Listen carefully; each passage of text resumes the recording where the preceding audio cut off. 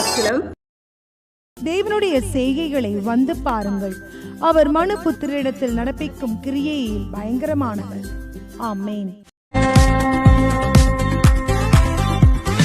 ஊற்று தண்ணீரே